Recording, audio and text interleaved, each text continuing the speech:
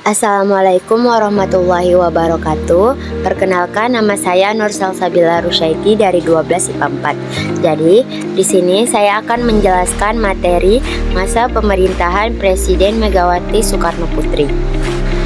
Presiden Megawati Soekarno Putri menjabat sebagai Presiden Indonesia kelima pada tahun 2001 sampai 2004. Beliau menggantikan Abdurrahman Wahid. Ia membentuk kabinet gotong royong dengan fokus pada 5 agenda utama, yaitu pemberantasan korupsi, pemulihan ekonomi, pembangunan politik, supremasi hukum, dan kesejahteraan rakyat. Yang pertama, reformasi hukum dan pemerintahan. Pada masa pemerintahannya, MPR kembali mengamandemen Undang-Undang Dasar 1945 pada 10 November 2001. Perubahan penting dalam amandemen ini meliputi penegasan bahwa Indonesia adalah negara hukum dan bahwa kedaulatan berada di tangan rakyat. Salah satu dampak signifikan dari amandemen ini adalah sistem pemilihan presiden dan wakil presiden secara langsung oleh rakyat yang diterapkan pertama kali dalam pemilu 2004. Selain itu, reformasi hukum memperkuat kekuasaan kehakiman agar lebih independen, terutama dalam menangani kasus-kasus korupsi, kolusi, dan nepotisme atau KKN.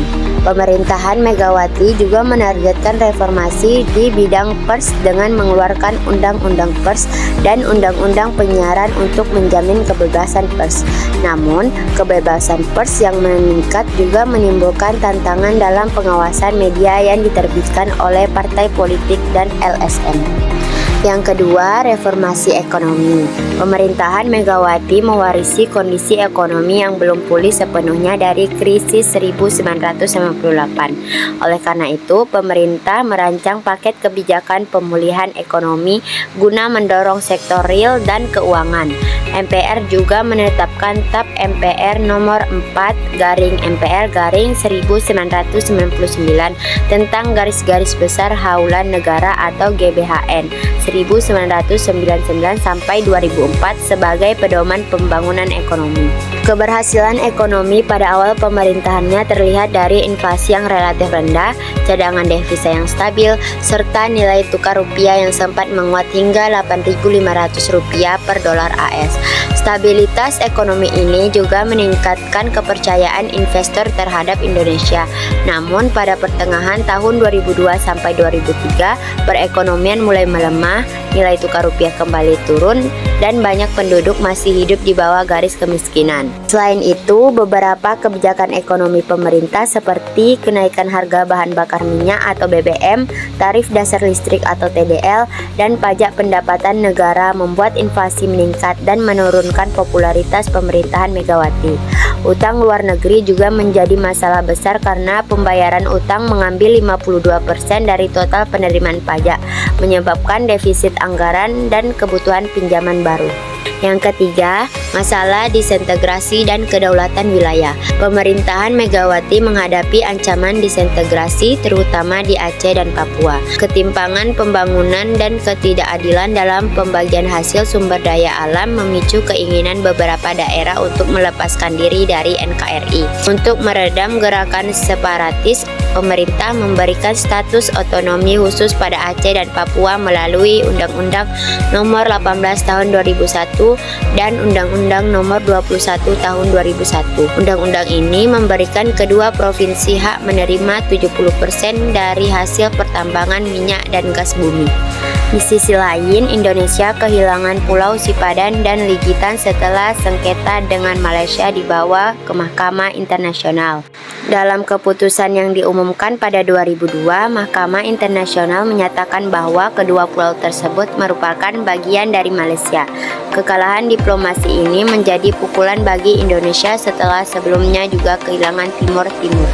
Keempat, desentralisasi politik dan keuangan. Pemerintahan Megawati melanjutkan kebijakan otonomi daerah yang telah dirintis sejak 1999 dengan dikeluarkannya Undang-Undang Nomor 2 Tahun 1999 tentang perimbangan keuangan pusat dan daerah.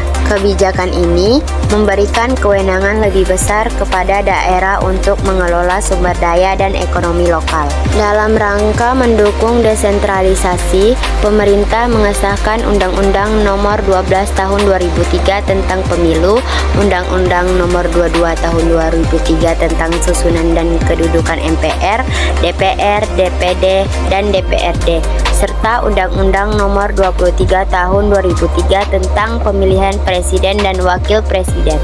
Pada akhir masa jabatannya, Megawati juga mengeluarkan Undang-Undang Nomor 32 Tahun 2004 tentang pemerintahan daerah yang memperjelas kebijakan otonomi dan konsep desentralisasi. Yang kelima, upaya pemberantasan korupsi atau KKN. Pemberantasan korupsi menjadi salah satu fokus utama pemerintahan Megawati. Namun berbagai kasus korupsi besar tidak terselesaikan sepenuhnya. Pemerintahannya membentuk Komisi Tindakan Pidana Korupsi, tetapi efektivitasnya masih terbatas.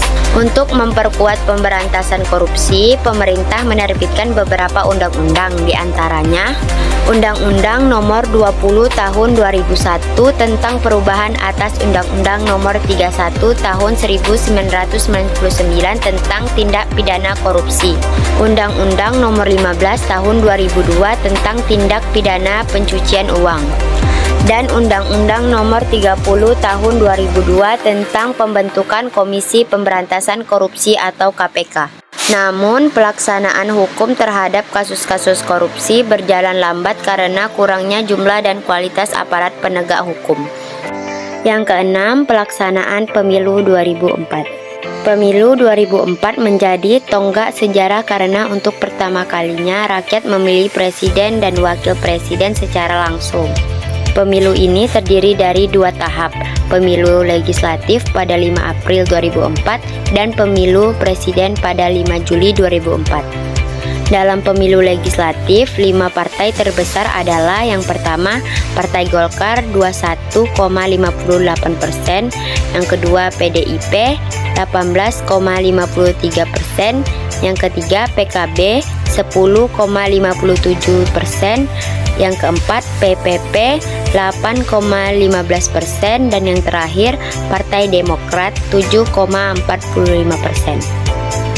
Jadi kesimpulannya, masa pemerintahan Megawati Soekarno Putri membawa berbagai reformasi di bidang hukum, politik, dan ekonomi. Meskipun berhasil dalam beberapa aspek seperti stabilitas ekonomi awal dan pemilu demokratis pertama, pemerintahannya juga menghadapi tantangan besar, termasuk lemahnya pemberantasan korupsi, ketimpangan ekonomi, dan kehilangan sipadan ligitan. Kekalahan dalam pemilu 2004 menandai berakhirnya kepemimpinan Megawati digantikan oleh Susilo Bambang Yudhoyono. Sekian penjelasan dari saya. Jika terdapat kesalahan dan kekurangan, saya mohon maaf. Wassalamualaikum warahmatullahi wabarakatuh.